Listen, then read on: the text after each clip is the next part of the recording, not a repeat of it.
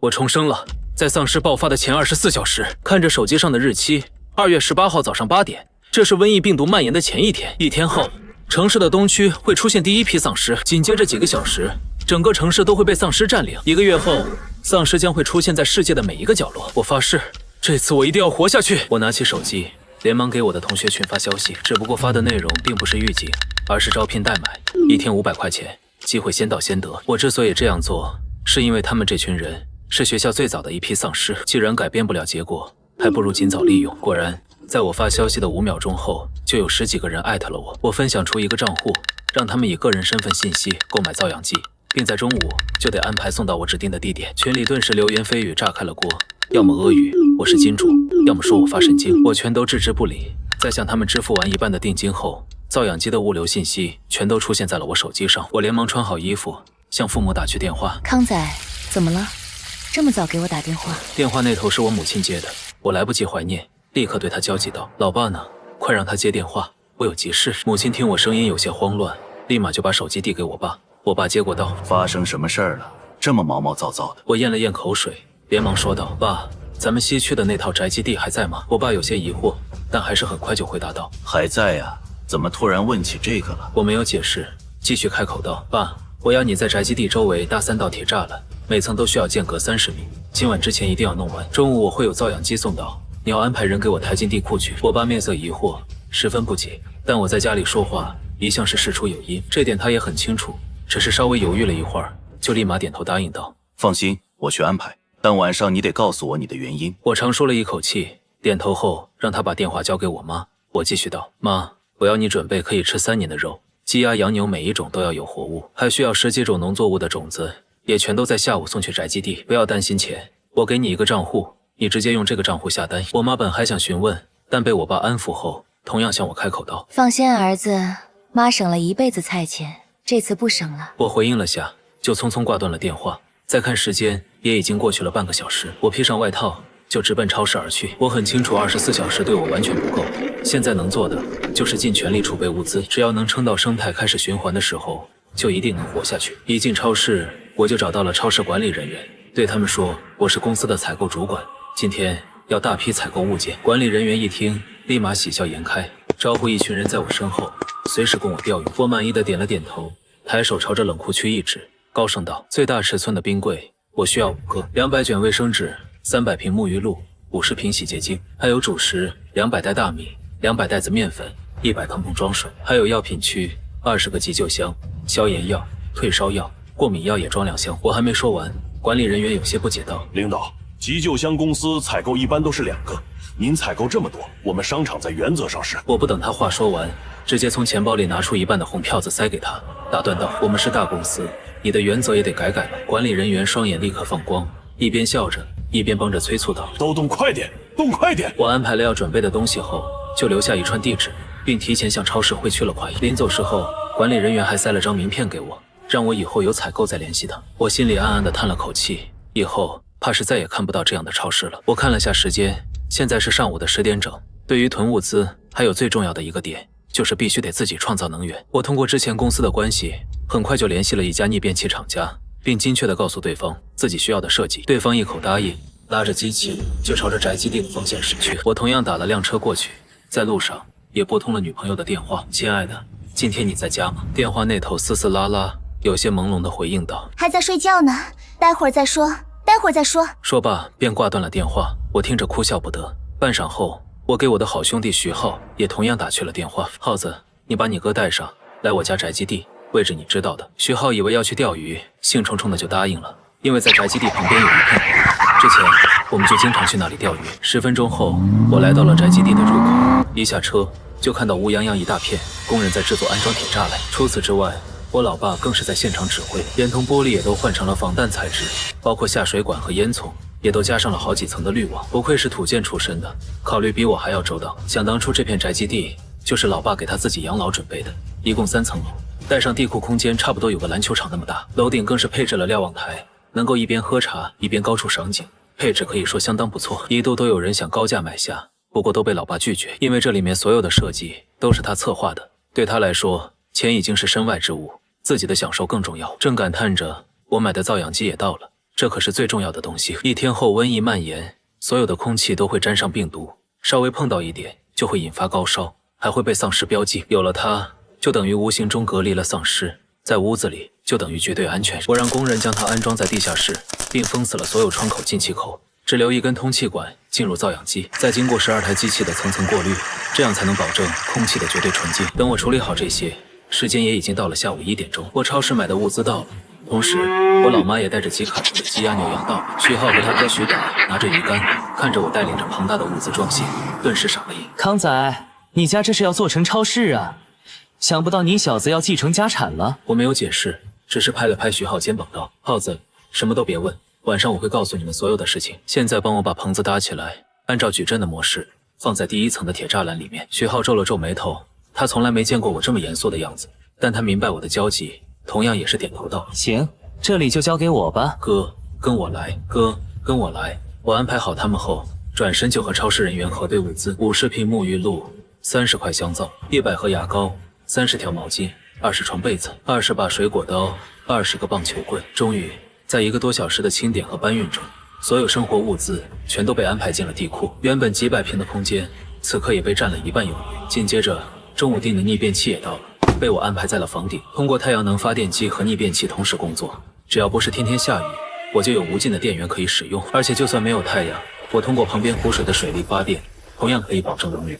有了双重保证，我心里才会踏实。下午4点，因为老爸财大气粗，几乎是给了外面工人3倍的价格进行铁栅栏安装，所以他们提前就完成了任务。我将逆变器的分支牵引到铁栅栏上，再设置一个常开电回路，这样就能给铁栅栏供上600伏的高压，只要是碰到，立刻就会被强电炸开。剩下的1个小时，我让他们在第3层栅栏外挖一条深坑，并在里面通一条水管，直接将湖水引进来，这样我就能时刻观察水质，在净化水的同时，也能起到防护作用。再接着就是房屋和4周每一个地方的监控，几乎是无死角覆盖，确保能完全掌控环境。渐渐的，天黑了，一部分工人被我安排去房间打扫，另一部分工人则提着手电筒检查加固的位置。我和爸妈交代了晚上在家里吃饭后，转身就到了第1层栅栏处，看着徐浩搭建的矩阵大棚，我满意的点了点头，拍了拍对方肩膀说道：“牛逼牛逼，你跟我出去一趟吧，我有事和你说。”徐浩一听我开口，立刻跟上我的脚步，和我上了车。康仔，说说吧，你家都安铁栅栏了，还有什么造氧机、逆变器的？肯定不是开超市那么简单吧？浩子，如果我告诉你，还有12个小时城市就会被瘟疫覆盖，会有数不清的丧尸出现，你相信吗？徐浩面色僵硬，眉头紧皱着，没有说话。我继续道：“咱们2个这么多年了，我是什么人你知道，我把你送回家，你再带2个人去我家，不要说明原因，等晚一点我会把所有事情都和大家讲一遍。”在徐浩家门口，我把他送下了车，转身就到了女朋友家楼下。方云，快下楼吧，我在你家楼下。方云没好气的接起电话，不满道：“一大早就联系我，然后下午又不理我，现在这会儿又催着我下楼，你做点啥总得告诉我原因吧，神神秘秘的。”我苦笑一声，假装打了自己一下道：“哎呦，错了老婆，你看我这臭毛病，作为补偿，今晚带你好好吃一顿去。”方云哼了一声，还是化好妆来到了车里。我看着方云，眼里不知怎的忽然闪起一抹泪光。在我重生之前，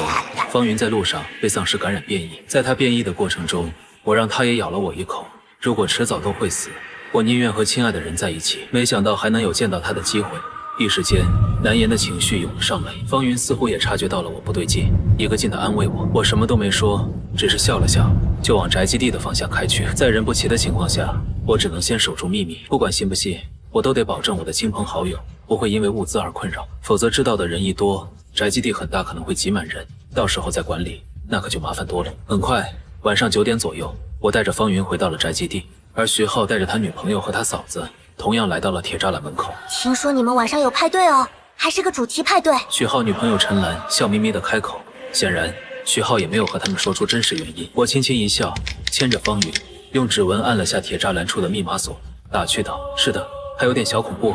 走吧，我们先去吃饭，吃完饭我再跟你们讲游戏规则。”徐浩听着不由得打了个冷颤，陈兰没好气的瞪了他一眼道：“胆小鬼，从晚上就神神叨叨的，不就是个派对吗？吓成这样，那我们先进去了。”陈兰说罢，就带着他嫂子往栅栏里面走去。我拍了拍徐浩肩膀，沉声道：“走吧，我已经计划好了，只要撑到物资循环的那一天，我们就彻底安全了。徐浩点了点头，和我们一起走进了宅基地内。宅基地的入口处有一道巨大的风灵通道，只有通过这层通道，才能成功进入屋子里面。康仔，你家里什么时候改成这样了？我记得上次来好像不是这样的。方云紧紧地握着我的手，言语间充满了慌乱。我眼神坚定地看了看他，轻声说道：“相信我，我会保护好你的。其他的事情，待会儿我就会全部交代清楚。”方云听到这话，心里才慢慢有了安全。通过通道后，我按下了地库的电梯通道。很快，我们就来到了地库中心。康仔，你可算回来了。我给你打了好几个电话，你也不回，真是急死我了。方云，你们也来了。来，先坐下，我去拿碗筷。老妈和我老爸轻轻嘀咕了几句，就转身进厨房端菜，炖羊肉、烧土鸡、清蒸鱼，每个菜品都味道极佳。我们在餐桌上吃着，一边聊天一边说笑。渐渐的，半个小时过去，我们也都吃得差不多了。老爸见大伙都吃饱了，也就沉下声来开口道：“康仔，晚上10点钟了，什么情况你也该跟大伙儿说说了吧？”我深吸了口气，站起身，走到中间，向大家开口道：“各位，我们这座城市马上就会被瘟疫传播，1天时间，城里就会出现数不尽的丧尸。我之所以现在才告诉大家，一方面是不想一个个的解释，另一方面是不想让大家把消息传播出去。我们这片宅基地一旦暴露，怕是今晚就会被人强占据。”此话一出，四周顿时惊呼：“康仔，你开玩笑吧？这也是派对的一环吗？”康仔，你别瞎骂，什么瘟疫啊，丧尸的，那都是电影里的。我没有反驳，抬手打开了电视频道，调整到晚间新闻，开口道：“现在是晚上10点整，再过5分钟，新闻里面会报道天气、气象异常的消息，10分钟后会穿插一条洗碗机广告。如果不信，大家可以等等看。”我说完，坐在旁边，拿起一杯茶一饮而尽。5分钟后，天气气息插播了一条天气异常的消息，告诉大家尽量关窗，预防感冒。10分钟后，洗碗机的广告同样出现，大家看向我的眼神也渐渐由不敢置信，再到震惊的愣住。我老爸面色犹豫，忍不住地说道：“有没有可能明天没有瘟疫，只是你的一种猜测？”我老爸谨慎开口，眼睛不自信地左看右看。这是注定的事情，老爸，我们改变不了。我无奈地摇了摇头，在我心底，我又何尝不想相信这只是一场梦？但既然再给了我一次机会，我就一定要保护好我的家人。既然有丧尸要来，那我们就打，反正都已经是最后关头了。康仔、徐浩，我带你们出去弄点家伙绳进来。徐大，你在家照顾好他们，还有什么要分配的，也趁这个时间弄一下。不过我话说在前头，谁都不准再带人进来，否则别怪我翻脸不认人。我爸严肃开口，说完就带着我和徐浩出门，开车往南边驶去。我看了看时间，现在已经到了晚上10点半，距离明天早上8点还有10个半小时。这段时间应该是我们最安稳的一段时间了。叔叔，你刚刚说的家伙神是啥？徐浩在车上忍不住开口。我老爸轻轻一笑，似乎是有些责怪道：“康仔这是看不起我这个老爸，竟然最后才告诉我会发生这样的事情。反正都是最后一天了，也不怕告诉你们，我曾经也是在黑白两道耍过的。各方的势力听到我的名字，多少还是要给些面子的。你们虽然做了铁栅栏，还有密室空间，但若大量的丧尸攻过来，我们仍然还是守不住，除非我们有火力。”话语落下，车子停在一处小巷口，我老爸一个电话过去，瞬间就有7、8个大汉出现，他们抬着木箱就往我老爸提前预定的卡车上搬。我老爸拿出一根雪茄点燃，顺便还塞了一大把红票子给领头的人道：“多谢满哥了，这个人情我欠着，日后再还。”领头的人哈哈一笑，满不在乎道：“江湖事不过问，更何况你的面子我还是要给的。”只见他催促着手下的人，又和我老爸随便聊了几句，就甩了甩手，消失在了巷子深处。我透过箱子的缝隙往里看去，一时间竟有些发愣，因为里面黑麻麻的全是枪弹，重机枪、手枪、冲锋枪，每一种款式都有。这样的火力，要守一个宅基地绰绰有余了。我老爸拍了拍我们肩膀，并和卡车司机吩咐了几句过后，就带着我们重新上了车，回到了宅基地栅栏外。小子们，这些东西可不便宜，我把全部家当搞进去，好不容易才换来的这几箱枪弹，说明书在里面，今晚就好好研究下吧，总能用得上。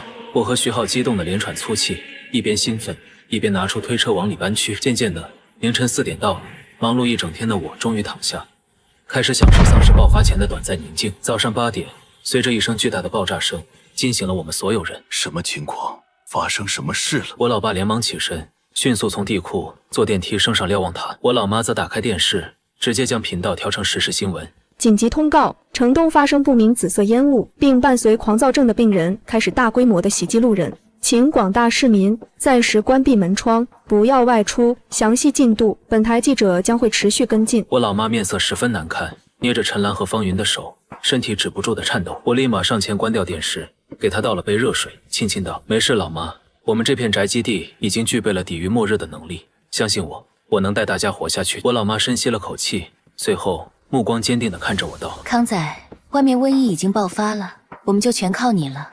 需要我们做什么，你只管说就是。”我点了点头，转头望向大家道：“各位，从今天开始我会制定详细计划，请大家务必每天都按照内容做事，因为这关系到我们每一位的生死，大家一定要重视。妈，外面大棚的鸡鸭羊牛就交给你照顾了，包括我们每天的用餐标准，也都需要你来负责。嫂子，家里监控的每日资料以及外面湖水水质的变化趋势，需要你来整理。陈兰、云云，你们负责用无线网联络外界人士，让他们尽快囤积物资，自己搭建避难所。徐达，逆变器和太阳能的维护就交给你了。我老爸徐浩则担任造氧机维护，阻击丧尸。这次的战斗可能会持续很久，希望大家能够团结，一起度过难关。我话语落下，只见众人一一点头，我的心里也终于是燃起了斗志。忽然，我老爸的声音从广播里传来：“康仔，现在新闻已经在报道伤人事件了，咱们得赶紧打开造氧机。”我闻声立马走到地库中间的总控制台，一键打开了造氧机的开关，一道道巨大的嗡鸣声顿时响起。好半晌后，这种嘈杂的声音才慢慢衰弱。12道造氧机通过风管一层层的连接过滤，再通过分支传递到每一层每一个大棚中，这样即使外面有再大的生物细菌，也都不可能进入到新风系统中。随着一阵阵清新的氧气进来，我们所有人的紧张情绪此刻仿佛也都得到了舒缓。我挽着方云的手，通过电梯上到瞭望塔头，看了看最后的湖景、山川、朝阳，可能从今天以后就再也看不到这样的景色了。你还害怕吗？我轻轻问道。方云微微一笑，舒适地伸了伸腰道：“怕呀，但是只要有你在，我就有安全感。我相信你一定会带着我们活到最后的。”我亲了下他的额头，在朝阳下深拥在一起。很快，原本在电视里才能听到的嘶吼咆哮，我们在地库中也能隐约听到一些了。外面的天空也仿佛被紫色的烟雾笼罩，整个城市都有一种病病的腐朽感。然而时间才刚刚到下午3点，我们在地库待着，老妈则带着方云、陈兰他们去大棚整理鸡舍。忽然，我在监控里看到一个人正疯了似的往宅基地的方向跑来，他一边跑一边呐喊道：“救命啊！救命啊！看在我给你们安栅栏的份上，救我一命吧！”我仔细一看，这人好像是昨天在这里安装铁栅栏的工人之一。我面色严肃，立即通过广播呼喊道：“我们这里容不下你，你快找间屋子躲起来吧，趁你后面还没有丧尸，赶紧走。”工人闻声叫得更加凄厉，一边跪着求我开门，一边还在用力地拍打栅栏。我虽心有不忍，但为了大局考虑，我也绝不能让他进来。我继续道：“你快走吧，我这里容不下你，再不走，我就要给栅栏通电了。”工人再次听到拒绝，面色骤然一狠，立马从腰间掏出来一把斧子，举起高声道：“不让我进去，那我就让你们也跟我一起死！”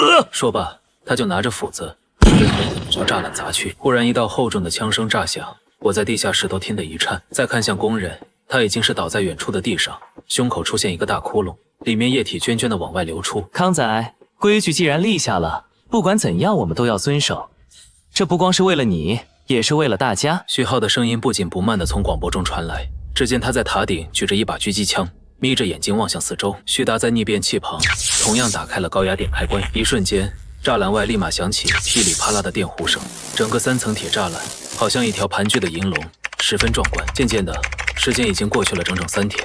通过陈兰和方云的互联网宣传，已经成功让一部分人做好了预防措施，没有感染。但对于街上遍布的丧尸，他们没有人类可以感染，体内的细胞也会大大失去活性。但只要再感知到一个人，活性就会以极快的速度恢复，重新变得狂躁。除了我家的这片宅基地，整个城市都可以用地狱来形容。因为宅基地的位置本来就算偏僻，离主城区比较远，周边也几乎没有住户，就连正常情况下，这边也都很难碰到路人。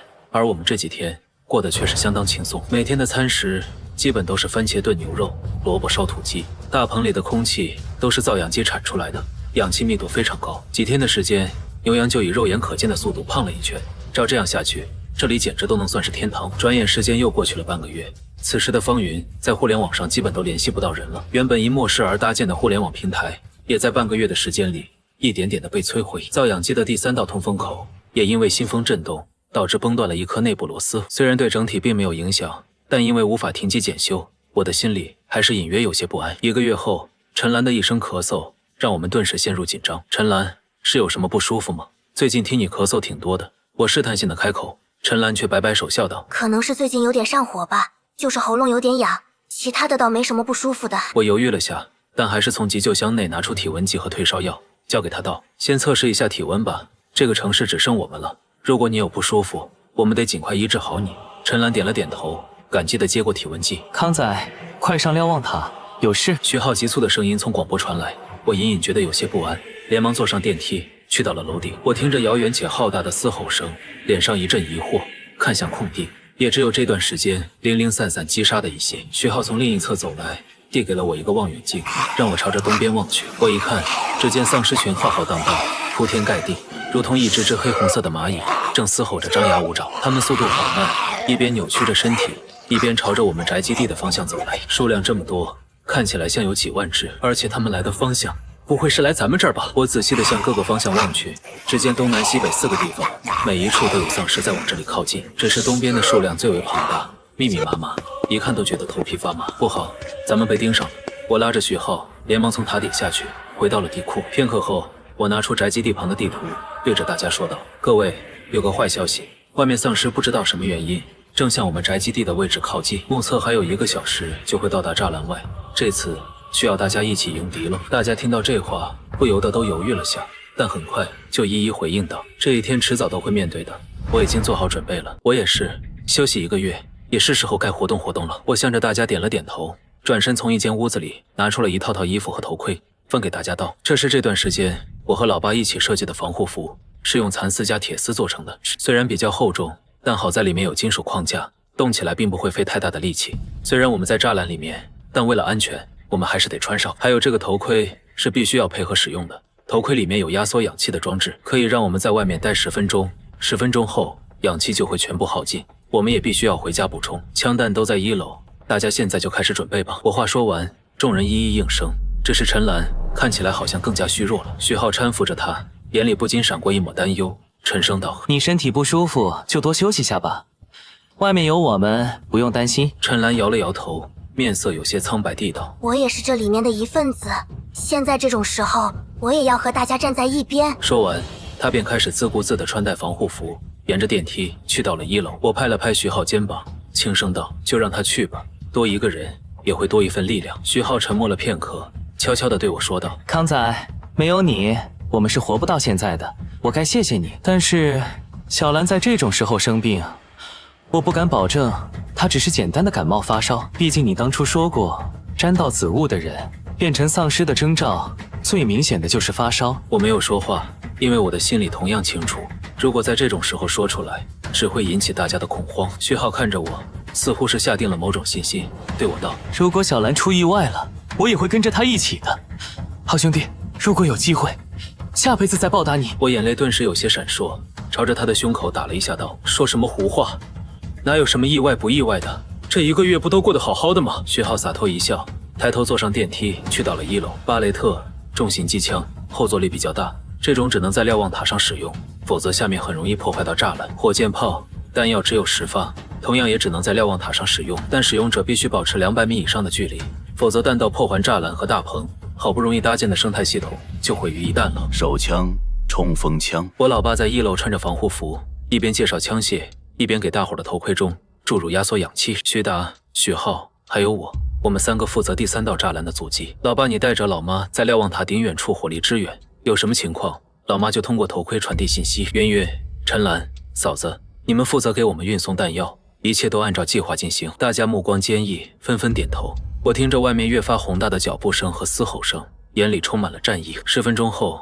老妈在塔顶向着头盔里说道：康仔，我们看到丧尸了，好大一片，已经到射击范围了，可以进攻吗？我沉住气，深吸一口气后说道：还不行，等他们靠近铁栅栏30米的位置，你们再开火，现在开火太早，还不利于地形。我老妈继续开口道：他们好像速度变快了，你们得出去了，他们已经到栅栏外100米的位置了。我向着大伙点了点头，回应了老妈后，开始往第3层栅栏走去。从枫林通道出去，立马就有铺天盖地的咆哮声传来，那种压迫感极为强烈。若不是防护服有铁框架支撑，我怕是直接都要腿软倒地。耗子，大哥，怕不怕？徐浩哈哈一笑道：“老子打了那么久的游戏，可都没有觉得怕过，这不就是真人版吗？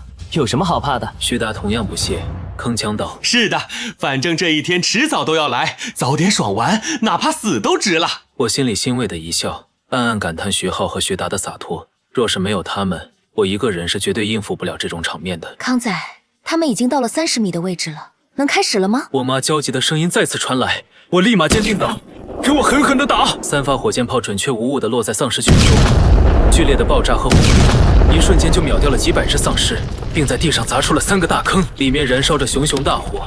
每一个通过大坑的丧尸身上都会被沾上火焰，数十秒就会死亡。此刻的栅栏外，大量丧尸开始朝里扑来，我们3人拿出冲锋枪，站上高台，不停地朝着面前扫射。丧尸一个接着一个的扑向，和游戏里的场景几乎一模一样。康仔，丧尸群里好像有点不一样，在丧尸群中有一只绿色的丧尸，我看它外面围着一大群黑红的丧尸，像是在保护它。我、徐浩、徐达3人一听，顿时面色一愣，不约而同道：“母体！”我急忙开口道：“位置在哪儿？告诉老爸，一定要把绿色的那只杀掉，那是母体！”我妈朝着东边大坑一指，大声道：“东边坑里，他们马上要朝着栅栏过来了。”我仔细望去，东边坑里有一片黑红的尸潮，正速度极快地朝栅栏位置袭来。那大坑中的火焰不断地灭杀最外层的丧尸，然而每挂掉一只，立马就会有一只新的丧尸填缺。绿色的丧尸夹在中间，几乎受不到任何伤害。母体朝着我们的位置奋力嘶吼，他身后的丧尸也骤然开始加速。即使我们这边全程都在火力压制，但堆积如山般的丧尸还是乌泱泱地压了过来，很快就靠近了第一层栅栏。我立马拉着徐浩和徐达道：“快往后，第一层栅栏守不住了。”果然，在我滑落下的瞬间，第一层铁栅栏外就挤满了丧尸。只见栅栏上的高压电如同银蛇一般，刹那便卷起100多个丧尸，连同身后的那些也都一并向后倒卷飞去。但同样，因为大量丧尸的冲击，也让第一层铁栅栏的根基开始摇晃。我们加大火力，不停地朝丧尸密集处射击，才一会儿的功夫，燃料量就消耗了20%。小云，快拿弹药过来！我向着身后迅速开口，而小云、陈兰、嫂子一人拖着1箱子弹，分别放到了我们脚下道：“康仔，子弹准备好了，快下来！”我们应声纷纷走下高台，脸上的汗珠连成一片一片，一边填充着子弹，一边焦急道：“怎么办？这丧尸好像越来越多了。”是啊，而且那母体丧尸不解决，我们也会一直收到尸潮进攻的。我从弹药箱中拿出几个手雷，丢给徐浩和徐达道：“楼顶的大型火力在近处用不了了，只能靠我们炸开母体身边的丧尸，才可能有取胜的机会。待会儿等电弧爆炸扩散，我们再尝试把手雷丢到集中区域，分段爆炸，或许就能有机会建设到。”徐浩和徐达应声点头，再次向着栅栏外扫射。几分钟后，母体又控制着一波丧尸冲了进来，无一例外，也全都被电弧卷起向后炸去。只是伴随着每一波的冲击，铁栅栏处都会多出一处破损。康仔，有个坏消息！我老爸突如其来的坏消息，仿佛晴天霹雳，一下子就打乱了我的计划。太阳能板给逆变器的电量不多了，最多还能承受3波电弧爆炸。超过这个极限，所有的栅栏都会没电，甚至连我们的造氧机和风铃通道也都会无法启动。我连忙询问道：“水力发电呢？能供上续航吗？”老爸叹了口气，说道：“水力发电效能太低了，只能供给基础照明，完全不足以馈电支撑造氧机的运转，更不用说铁栅栏供电了。”正说话间，丧尸又一次的涌来，随着强烈的轰鸣声继续，第一层的栅栏此刻也垮烂了30%，差不多再有2次冲击，第一层栅栏同样也会崩溃。怎么办？怎么办？我内心紧张到了极点。此刻我们3人在第2层栅栏外面望向无尽的尸潮，慢慢陷入了绝望。忽然又有一道声音从头盔中传来：“康仔，快回来！陈兰她不对劲。”我和徐浩对视一眼，立马就朝着栅栏里面跑去，来到了第一层栅栏的中心。只见方云拉着嫂子，在看到我们的第一时间就来到我身旁。我看着躺在地上的陈兰，脚步不敢轻易移动。徐浩没有犹豫，里面上前扶起陈兰道：“小兰，你怎么了？你别吓我啊，小兰！”从陈兰的头盔中可以看到，她的整个面部已经被黑紫色的青筋爬满，一双眼睛拼命上翻，只留下血红色的瞳孔，正挣扎着滚动。她的四肢扭曲着，以一种极其诡异的姿势在地面挣扎。她的嘴巴里不停地有黑水冒出，抽搐的模样极其骇人。徐浩呼吸急促，紧紧抱住陈兰，眼睛里泪光婆娑，嘴里不停地念叨道：“小兰，你不能丢下我啊！小兰！”第一层栅栏处再次爆发出了巨大的轰鸣声，因为电量匮乏，整个宅基地的灯好像都闪了一下。我虽然于心不忍，但很明白现在已经到了存亡时刻。如果最后一道电弧冲击结束，我们不能回到地下室，那我们连最后的机会都没有了。我咬了咬牙，对徐浩一字一句地说道：“浩子，咱们这辈子情谊就到这儿了，你带着陈兰出去吧。徐大，你带着嫂子还有方云先回地下室。爸妈，你们也都先回地下室，我来殿后。”我老爸老妈同样悲痛，但什么都没说。只见他们从瞭望塔上下来，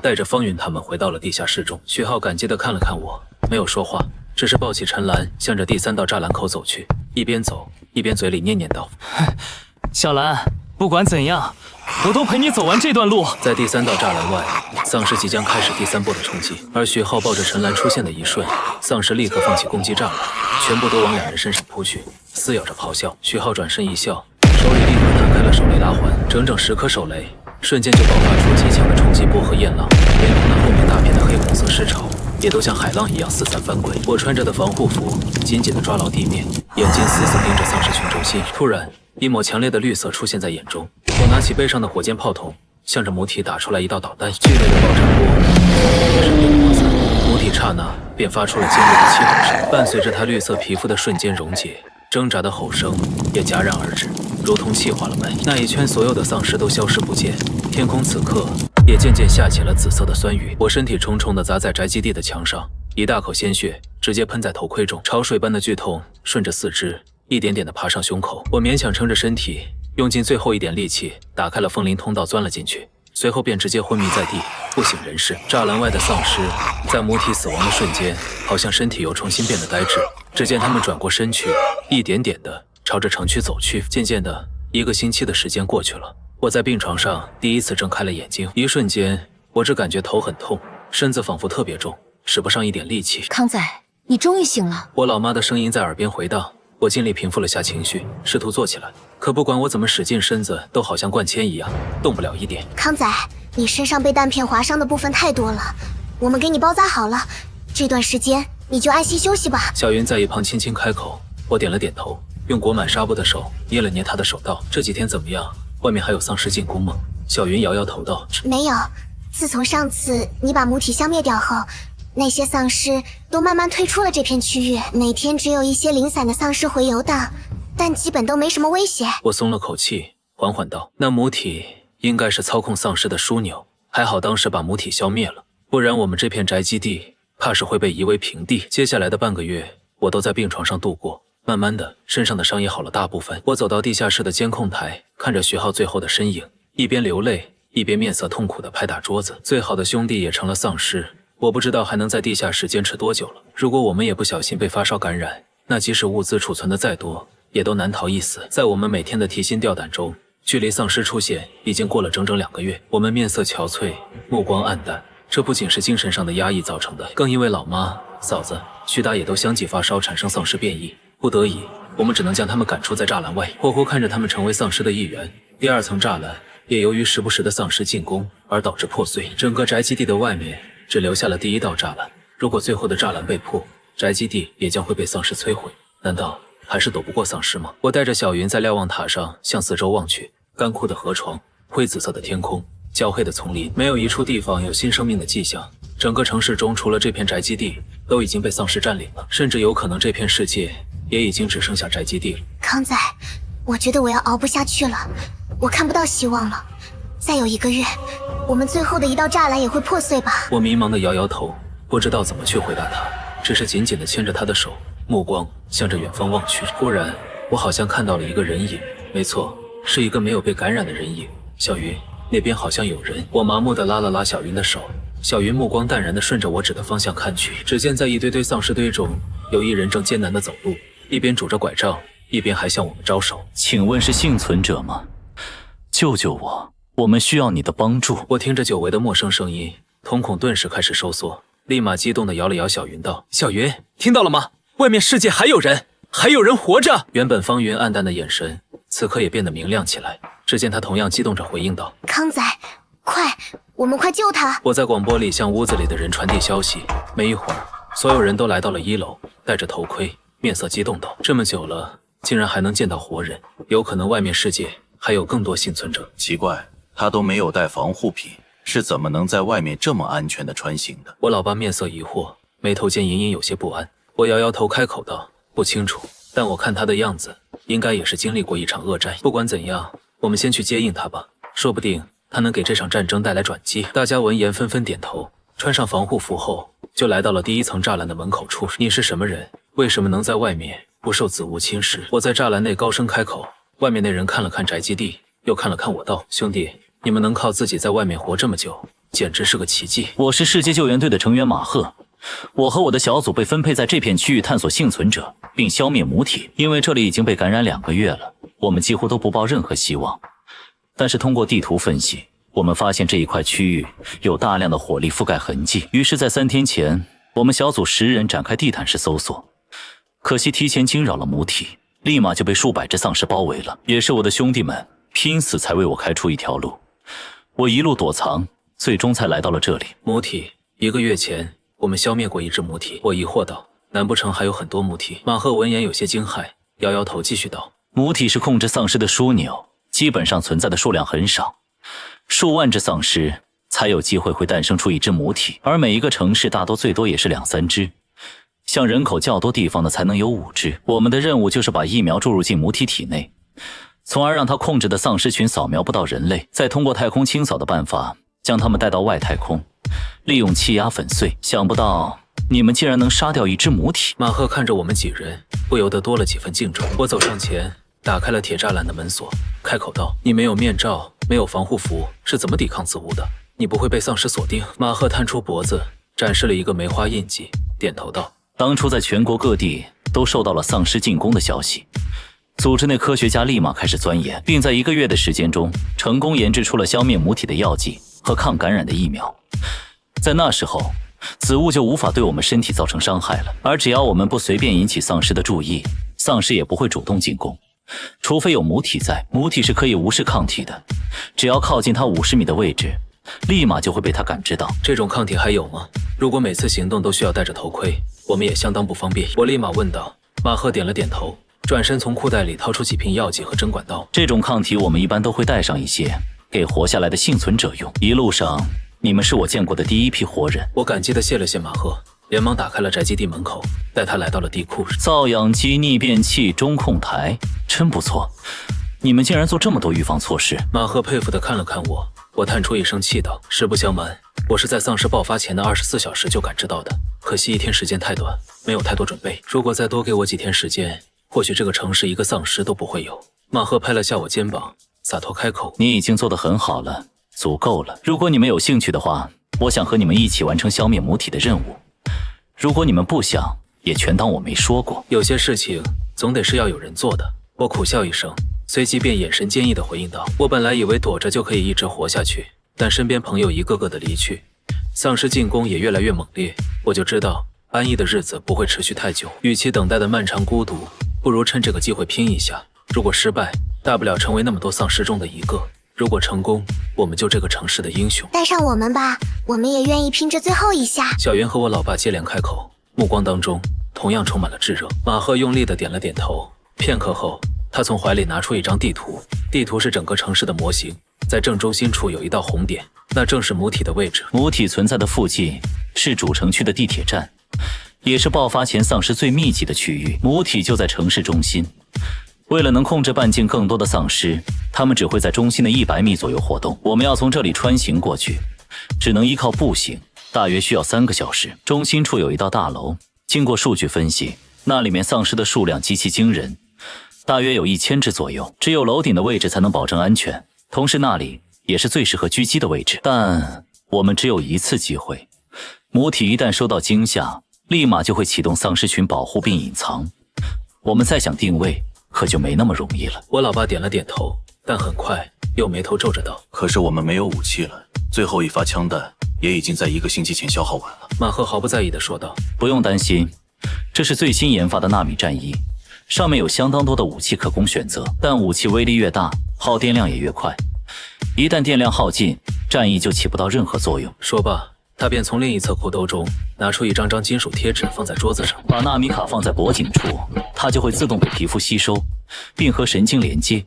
只要你们想，战衣就可以瞬间启动。随着他开口，纳米战衣也瞬间从他皮肤上翻滚出现，如同游龙般。仅仅2秒钟，充斥着纳米金属的作战衣便像贴在了他的身上一样，仿佛和他融为一体。想不到外面科技竟然到了这种地步。我呼吸急促，紧张开口。小云和老爸的眼神中也透露出强大的激动。有了这套战衣，我们成功率会大上不少。我拿起一个纳米卡贴在脖子上，顿时就感觉一股极为舒畅的气从脖子涌向全身。2秒钟后，全身就像在一个罩子里面，但活动却相当灵敏，也没有繁重感。相比于之前我和老爸研制的防护服，简直高出了好几个档次。我右手轻轻抬起，只见一片虚化的武器库出现在眼前，随意一点，一把极其绚丽的大刀就落在了手中，而电池的100%电量此刻也迅速下降到了80%。今天大家可以先试炼一下，明日一早我们就开始行动吧。马赫轻轻开口，随后我便给他安排了房间，准备为第2天的计划做准备。晚上我躺在床上，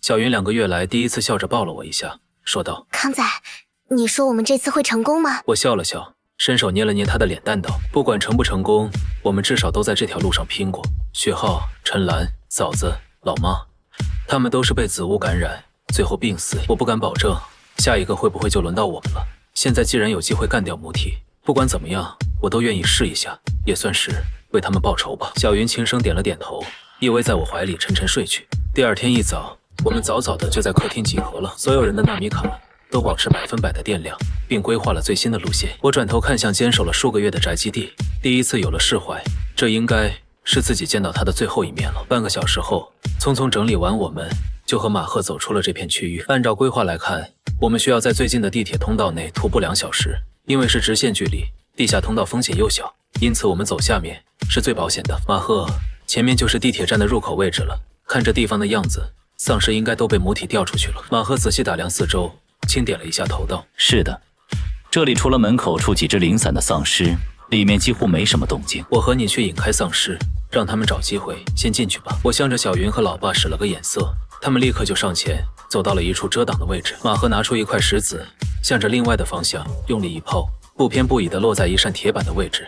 巨大的声音迅速吸引了地铁口的丧尸。老爸带着小云则迅速往地铁内跑去，我同样也朝着另一侧抛去石子，丧尸则又分出一批向远方跑去。我连忙一个翻滚，就和马赫去到了地铁下面。因为整个城市的电力瘫痪，地铁里面几乎都是一片漆黑，四溅的血液和发臭的肉块七横八落，若是一般人看到，怕是会直接吓得走不动路。我指着前面不远处的地铁通道说道：从这里一直直走，就能去到城市中心位置的地铁站附近，可里面这么黑，我们受到埋伏的可能性同样也很大。马赫，你怎么看？马赫面色犹豫，但很快便决定下来，展开纳米战一道。这段路虽然容易受到埋伏，但丧尸数量绝对要比上面的少。我们用战甲10%的电，应该能冲到尽头。我点了点头，同样激活了战甲刀。走吧，战甲能提升不少速度，即使耗电，我们也需要武装好自己。紧接着，大家都打开了战甲，脚下立刻生出纳米齿轮。四人在幽暗的地铁通道内快速滑行。半个小时后，马赫的身手示意让大家速度顿时下降。战衣检测分析，前面一段路会有一大节地铁车厢，里面很可能会有丧尸，大家都小心点。我点了点头，牵着小云在后面慢慢跟着。往前走了100米，一个倾倒的硕大车厢出现在眼前，上面黑红色血液早已干涸，里面呜呜的声音沉重且缓慢，很显然里面绝对有丧尸。我牵着小云的手，明显感觉到她连呼吸都有些急促，身子更是止不住的颤抖。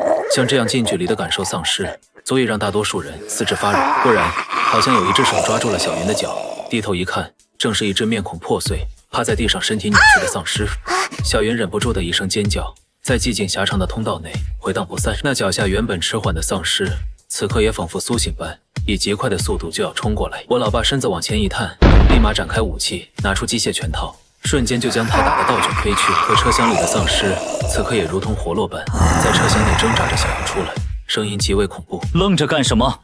快走！马赫的一声大喊将我们一下震醒，我赶紧拉着小云就展开全速向前奔去。身后车厢的丧尸群奋力地击碎车窗玻璃，撕开铁皮涌了出来，在我们身后疯狂咆哮。不好，前面还有500米就到中心区域了，如果丧尸群到了那里惊扰了母体，那可就麻烦了。马赫焦急开口，目光在四周仔细打量。对不起，是我吸引了丧尸群。小云十分自责，难过的低了低头。我捏着她的手更紧了，轻轻道：“我们迟早都要面对的，不用自责。”我老爸也同样安慰道：“小云啊，这不怪你，在主城区碰到丧尸群是避无可避的，不用害怕，大家都在呢。”片刻后，老爸话锋一转，继续开口道：“康仔，我有主意了，地铁通道连接处每一段都会有承重梁，如果我们能把承重梁打断，就一定能阻绝丧尸群。”我连忙道：“承重梁位置不清晰啊，周围环境这么黑，你也没办法精准打断的。”我老爸哈哈一笑，从容道：“你忘记你老爸是设计师了吗？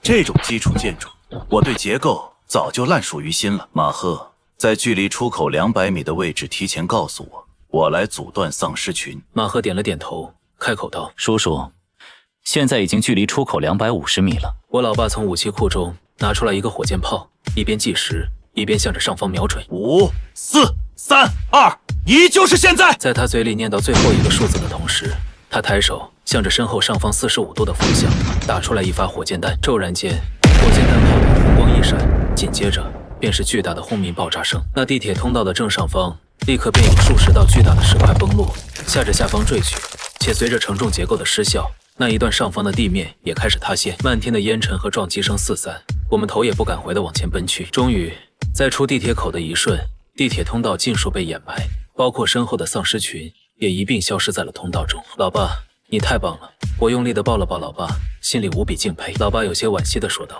可惜电量没控制好，一下就用了40%。现在我们应该已经到了目标地点吧？马赫，接下来该怎么办？”马赫点了点头，向着身上轻点了一下，过后立刻便有一片全息影像投出。这是我们的位置，这是红点覆盖范围的区域，沿着这里往前直走，就到计划中的大楼了。我们必须要在狭窄的地方，才能最大可能的限制丧尸群。因为这片大厦是 H 型，所以我的建议是在一侧大楼内前置，那里楼道较多，高度也大，通道也不适合大量的丧尸进攻，对我们很有利。另外一处大楼则用来狙击母体。我点了点头，通过全息影像仔细地看了看大楼内结构，沉声道：“狙击的任务就交给老爸了，我们负责把母体引出来。小云跟紧老爸，你们的位置绝不能让丧尸发现，否则引起母体注意，我们所做一切都功亏一篑了。”老爸和小云点了点头，开始通过全息影像准备最佳的位置。马赫走到我身边，递给我一支香烟道：“抽烟吗？”我拒绝了。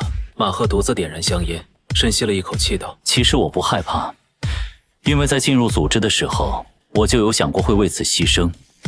毕竟像你们这样的幸存者真的已经很少了，这是我们的职责。可惜连组织都快被消灭了，我真的很想让你们继续生存下去，但总得要有人站出来，你知道的。而且你们没有科技，也无法实现物资循环。”我笑了一声，轻轻道：“是啊，我一开始就想到了结局，但我还是不愿意束手就擒。我想试试，我想看我能不能给未来创造一个机会。尽管很难，但你带给了我们希望，我们就一定要完成。”马赫感激地看了看我，重重地点了下头。半个小时后，我们平安到达了大楼下面，按照计划，也提前打开了气息屏蔽器，穿过一个个丧尸纵横的楼梯通道，到达了大楼楼顶位置。我和老爸以及小云拥抱了下，就和马赫去到了旁边大楼的楼顶处。随着马赫从武器库中拿出一个手雷，从上方扔下去，楼下的丧尸就如同蚂蚁般，全部向着大楼楼下靠拢。咆哮的声音此起彼伏，这种场面远比宅基地更让人头皮发麻。好在战衣可以向神经分泌多巴胺调节情绪，我只是稍稍震惊，心情就很快平复了下来。打开机甲套装，我和马赫几乎都是同时开口。一瞬间，战衣内的纳米分子开始急剧变化，而我们95%的电量现在也以飞快的速度降到40%，才慢慢停下来。这一刹那，我全身仿佛被胶质包围，这种强有力的感觉让我浑身无比舒畅。在分子组成间，一道道金属外衣形成战甲的模样，那原本狰狞面孔的丧尸，在我看来也顿时没有了压迫感。这纳米战甲果然神奇。在我感叹间，马赫轻轻一笑道：“纳米战甲是组织内的科学家主力研究方向，毕竟在丧尸的世界里，只有外骨骼才是战斗的最强保障。”话语落下，只见他操控着机甲，双手一合，立刻就有一把巨大的大刀出现在手中。那些在楼道内涌上来的丧尸被他用刀浪劈倒，顿时就被分为2截，全都向后倒卷退去。我深吸了口气，同样一拍手，一把同样大小的霰弹枪出现在我手中。我每一发炮弹都有不逊于火箭炮弹的毁灭力。我们2人分工明确，他来阻断楼道内的丧尸，我来消灭沿着外墙爬上来的丧尸。而才过去10分钟的时间，我就看到了大楼下有一抹隐藏极深的绿色。我向着马赫开口道：“母体出现了。”马赫闻言，立刻右手一捏，一股淡粉色的药瓶破碎，药粉随着气流落入丧尸群中。那些原本就狰狞的丧尸，此刻也陡然变得更加狂躁。马赫身子向后一退，和我背靠背道：“我已经打开了狂暴药粉，母体已经上钩了。我们要逼他来到楼顶，能不能成功就看这次的了。”我一边轰击着四周的丧尸，一边大声道：“他在下面，我们怎么逼他上来？”马赫向着身前打出一道刀浪，同样大声道：“把这些丧尸全都擒掉，他自然就会上来。我们的战斗现在才刚刚开始。”正说话间，楼顶的下水管道突然钻出一只丧尸，正在药粉的刺激下疯狂扑向我们。我右手一捏，一把金属弯刀落在手中，向前挥扫几下，立刻就有十字形的刀气往前炸去。丧尸在碰到的一瞬，直接被分成几段，而我们2个人的机甲电量此刻也只剩下了30%。10分钟的时间又过去了，我们都记不清消灭了多少只丧尸，只知道那些丧尸越来越多，越来越狂暴。而随着电量下降，机甲的威力和反应速度也受到了极大限制。我在挣扎地挥动弯刀，而一大片肉眼可见的黑红色尸潮也在迅速往我身上砸来。小心母体！马赫向着我焦急开口，我连忙做出反应，立马便捏出一面盾牌挡住了冲击，但在倒退途中还是承受了部分伤害，直接撞倒在柱子上，喷出一大口鲜血。快找机会，马赫！马赫没有犹豫，立刻便扔出一枚手雷落到尸潮当中。可还没等手雷炸开，母体就直接分出一只丧尸，拿着手雷跳下过去，让手雷在空中爆炸。这样狡猾的母体明显是得到了进化。不好了，这次的母体和之前我们遇到过的很不一样，它更加狡猾多变，甚至很有可能得到了某种进化。马赫匆忙开口，一边扶起我，一边清扫零散的丧尸。我细声道：“机甲的隐藏能源，如果爆炸的话，母体能承受得住吗？”马赫摇摇头道：“母体本身防御能力很弱，但它能操控大量的丧尸，为它承受伤害。而且我们就算爆炸，也极大概率会被其他丧尸缠住，为它抵抗大部分冲击。除非我们声东击西，用2次爆炸的间隙给母体造成一瞬间的重组停顿，再对它狙击。”我和马赫几乎同时开口，我没有犹豫，立马挣扎着起身，对老爸和小云说道：“老爸，这是最后一次机会，一定要把握住。小云，我永远爱你。”我说完这2句，立刻就把语音推到怀里，站起身来，向着母体开口道：“我不知道我为什么会有再活一次的权利，但我明白，只要有我在，我就要让我的家人平安，为我的兄弟报仇。来啊，来消灭我吧！”我呼吸急促，双手已经放在了启动后备能源的按键上，只要尸潮扑过来，我就能在一瞬间引爆。母体摆动着身体，似乎有些听懂，此刻同样仰天长啸一声。下一秒，只见他组织着大片黑红尸潮，就朝我们的方向狠狠撞来。我双眼紧闭，刚想按下按钮，忽然间仿佛有一股大力袭来，将我迅速牵制到了一边。我睁眼一看，是马赫。做英雄是要付出代价的，你还有家人。马赫的声音缓缓传来，伴随着他的一声大笑。只见他起身，向着尸潮一扑，刹那间，一股耀眼的金芒从丧尸群中炸起，那金光穿透力极强，丧尸碰到的一瞬间就会立马起来。母体似乎有些慌乱，情急下立马也分出大批丧尸前去包裹。我深吸了口气，虽然心中有万分不舍，但还是毅然决然地向着母体的方向扑去。巨大的金光充斥着爆炸声，穿透的威力直接就将母体刚建成的尸潮又重新打散。我老爸在另一处大楼顶端，满眼泪光，和小云一人架起一把狙击炮，向着母体的方向。一瞬间，金光、红光、黑光3色闪电，而母体的那一抹绿色也在狙击炮的弹片冲击下化为粘粉，只留下狰狞的嘶吼和尖叫，回荡在大楼中间。康仔，小云向着消散的金光处用力呐喊，可却再也没有了回应。随着母体消散，丧尸又没有了细胞活性，开始重新进入沉睡。老爸带着小云来到了我自爆的位置，拼命地挖掘碎石，一边挖一边流泪道：“康仔，不要走啊，康仔！”忽然，老爸动作的手猛地一顿，我顿时从某种状态中醒了过来。在睁眼时，老爸就出现在了我面前。爸，小云，我掩面而泣，和他们紧紧拥抱在一起。